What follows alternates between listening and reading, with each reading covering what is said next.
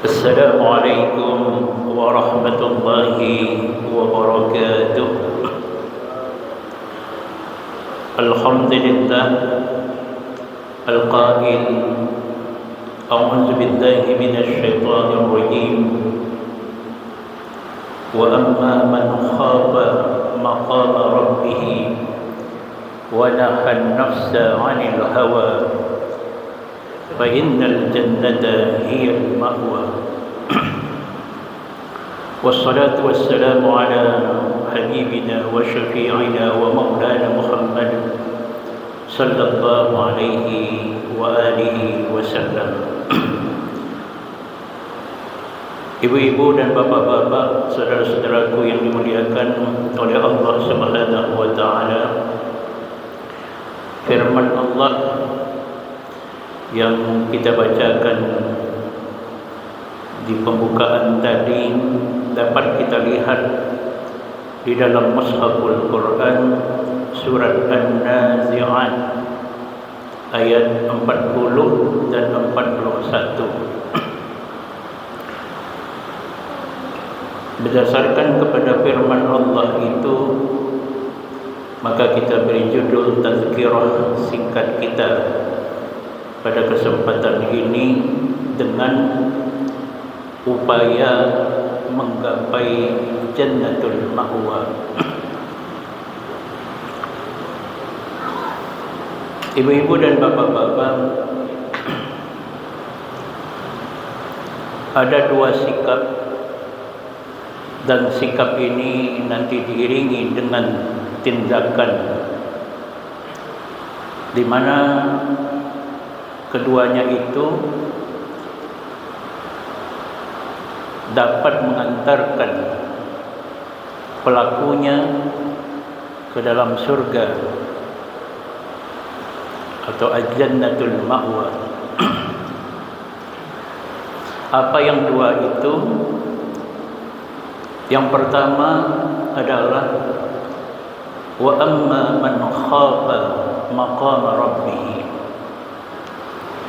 Dan adapun orang yang takut dengan kedudukan Tuhannya. Di sini digunakan kata Rabb. Dia memberi makna Allah sebagai Khalik, pencipta, Allah sebagai Malik, pemilik, dan Allah sebagai Mudabbir, pengatur. Dan Allah sebagai Khalik, sebagai Malik, sebagai Mudabbir itu, inilah yang dia takutkan jika dia menyalahi perintah-perintah yang telah diberikan dan larangan-larangan yang sudah diturunkan. Dan itu bukan hanya di dunia, karena Rasulullah SAW ketika ditanya oleh Jibril, mal ihsan, apakah ihsan itu? Ihsan itu adalah an ta'budallaha ka'annaka tarah. Kamu tunduk dan patuh kepada Allah seakan-akan kamu melihatnya. Fa in lam takun tarahu fa innahu yaraka. Jika kamu tidak dapat melihat Allah, maka yakinlah bahwa Allah senantiasa mengawasimu. Tetapi ada orang yang mengetahui sesuatu tapi tidak memberikan rasa takut kepadanya. Nah, ini berbeda ketika mereka nanti berhadapan dengan Allah Subhanahu wa taala, baik di atas dunia apalagi nanti di akhirat. Di akhirat sesudah dibangkitkan, kita akan dikumpulkan di mahsyar bersaf-saf. Tidak ada yang dapat berbicara ketika itu selain yang diizinkan oleh Allah. Dan ketika itu kita akan mempertanggungjawabkan segala amal yang dilakukan.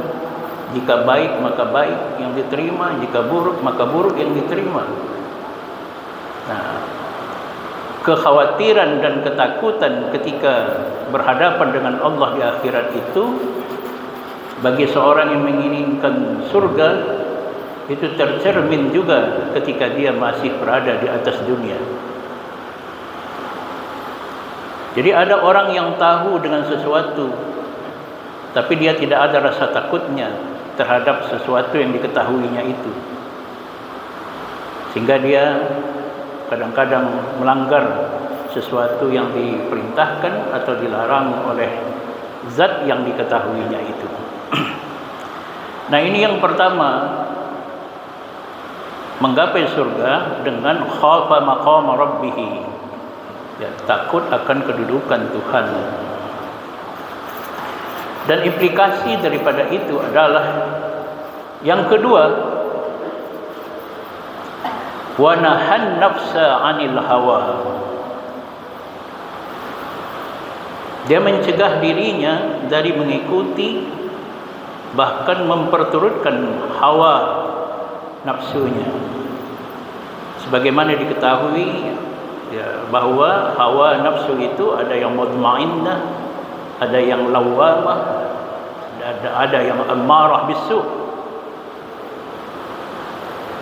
Dalam ketiga-tiganya, baik itu mutmainnah ya, maupun nafsul ammarah bisu, ya, dia mencegahnya.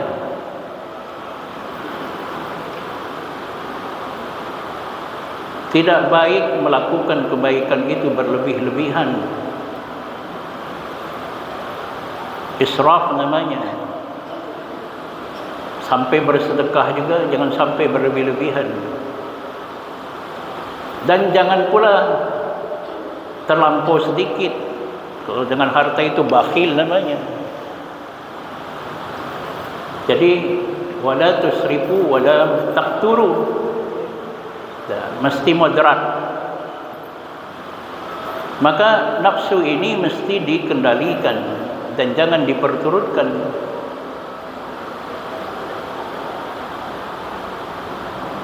Apalagi kalau nafsu itu al-ammarah bisu, dia mengajak kepada sesuatu yang tidak baik.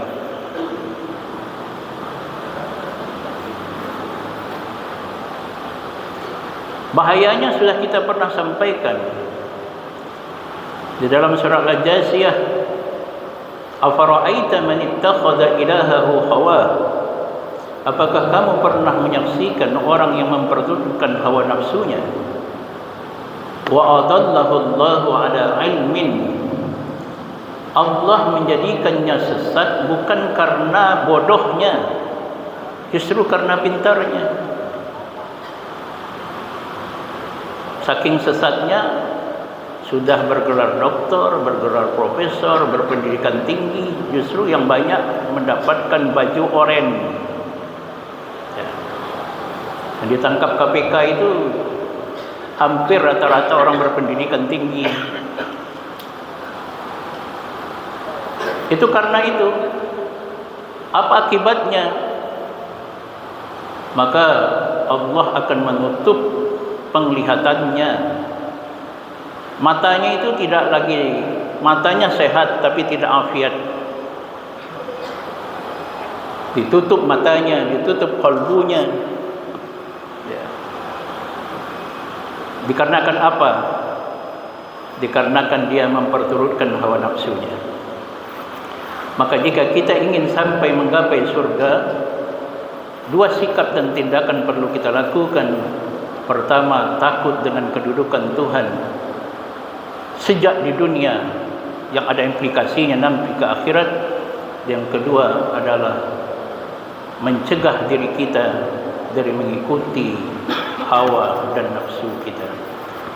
Semoga ada manfaatnya. Camkanlah. Assalamualaikum warahmatullahi wabarakatuh.